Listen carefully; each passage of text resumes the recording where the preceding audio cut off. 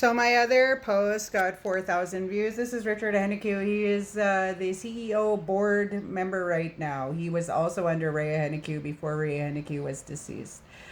He sat with Carmen Little, also Jim Eisbister, who were also counselors in the limited partnership too as well. He is the president at SIGA, and he is seen giving Jim Pattison. Jim Pattison is the one who owns the Royal University Hospital. He is seen giving Jim Pattison a bunch of star blankets, and SIGA does give donations to Royal University Hospital, the Children's Hospital, a lot. So that's the connection there to my abduction.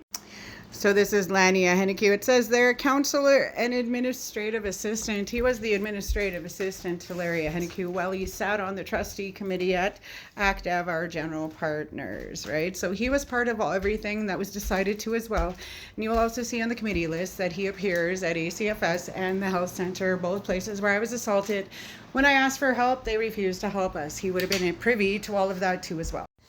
This is Erica Hennique. At the top you see it says justice. He was the justice director. He also was a court worker, so he was a judicial participant within that system.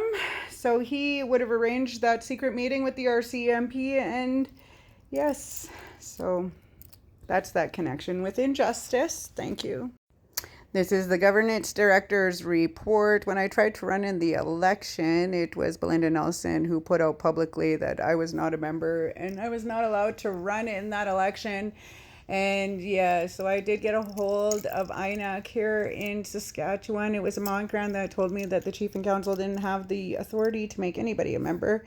I understood that, but they do have the authority to invite people in and put that BCR in, because the Big River First Nations did it for my mom. That councilship there, right? So I understand how that system works too. So it is a system of abuse, right? So this is Jody Lynn Albert. She has forever been friends with Sheila Hennique. Sheila Hennique was the patient coordinator for our region. When I was abducted, her mom is Ruth Hennique, works at ACFS under Anita Hennique. They're all related to Larry and Ray and Richard and all of them. So there's my proof to that. She was let go in 2021, and then she was hired under Larry Hennique in finance with Melanie General. That would be Jody Albert and Carla Albert's sister. With Sharon Hennique, that would be Marty's sister. She was hired under Larry Hennique, and Sharon Hennique, Marty's sister, would be the one to do the hiring, right? And then all of the committees would have to agree to it. The chief and council would have to vote on it. So this is Jody Albert's post. My girl Sheila hired me to Stu to move her back, and this was in 2022. It was because she got a job in the community and a house, so she was moving back. You see Anita Hennique's sister, Diane Hennique, liking this post too. And there's Ruth Hennique appreciating. It says, Jody, inbox me ASAP. Nora Small Boy, that's my sister-in-law. It was her sister, that small boy, that got charged with killing that advocate in Prince Albert. No blood relation of mine, though. There's Sharon Hennique, payroll human resources officer. And Jody Albert with her sister. And then see, look who all reacts. Oh, Carol Hennique. Gerald Grey Eyes, Debbie Grey Eyes was posting about me too. Oh, there's a Jamie Sorensen there. Funny, one of her fake profiles is, what was it again? Arnold Sorensen, spelled the same way. So, gee, I wonder where they got the idea for Sorensen. Violet Morin also worked at ACFS during all those attacks. Oh, there's Anne Benjamin. That's Iona's sister as well. And again, like I said, they have a very strong connect to the Ledoux's. The Vandel was my daughter's social worker at ACFS. Her name was Doreen Vandel, probably Rosetta's family. So there's Chief Larry Hennique.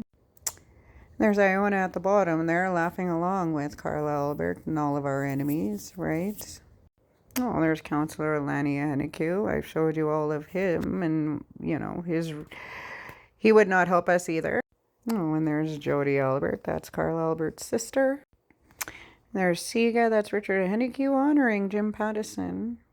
There's our ACTAV Board of Trustees, Lania Hennique. He was the administrative assistant during these years. He was also a trustee. This is their own documentation. Wilna Masescapo, she married Louis Hennique. She was engaged to him during this time. Donna Hennique, that is Rhea Hennique's sister-in-law, also Anita Hennique's mother-in-law, ex-wife to Wayne Hennique Elder at ACFS. Christina Little, she's probably married or related in some way. Anita Hennique is the director at ACFS. This was the letter shared by Lisa Johnstone and Hennique saying they acted unreasonably. This was the RCMP by holding a meeting about the investigation with the chief and council without informing Miss Johnstone of the meeting. That was about Brennan Hennique. How come? What was said at that meeting? And only a few council were privy to that. So the date on this is December 10th, 2018. It says Kent Ashworth. It was the letter I typed to him. If you read it, it still talks about all of the discrimination, the violent acts. They had, chief and council had the preliminary report in June. They had a secret meeting, probably June, July. Kent Ashworth was privy to that meeting. He was the officer that lied and said that RCMP were not allowed to deal with criminals. And then they said that it came from Regina, that they were told to stand down in regards and leave the Henniques alone. Right? So we're still facing a lot of abuses today. This is proof that I did reach out discreetly to all of these systems. So it would seem that they do abuse their processes. This is the cease and desist. It also mentions CTV in here. Why are they trying to silence me so harshly? That is not how you spell my name, but that is the way that Joni Genro at ACFS spelled it in one of her posts. So this would be from our justice system. It says that Anita Hennique, the Director of Child and Family Services, and then another one from Agency Chief, so all a Hennique, right? They allowed a dangerous offender, this is Sask Justice, allowed Anita Hennique, that officer, a dangerous offender who is a non-band member, into the community of Atakakoo. Why have they found leniencies for these members and these agencies, right? Then they made such a huge stink about me being a non-member, telling everybody I'm criminal. This is evidence that our justice system released a dangerous offender into Atakakoo. This is the other part of that. The Crown was trying to make him a dangerous offender. States here he argued with Anita Hennique. It says he goes to church. He does not go to church. I know his mom in Big River First Nations. My mom is from there. He did not ever do that. They're lying. His mom is from Big River First Nations. His dad is a Pachowis from Mistawasis, the same community that Lisa Johnstone and Hennique. So it would seem that our justice system finds leniences for these Henniques. There was a secret meeting with the RCMP. That's justice. He said it came from Regina. That's the province. Here again, it's the province allowing this Child and Family Services safety officer, a dangerous offender, in her house.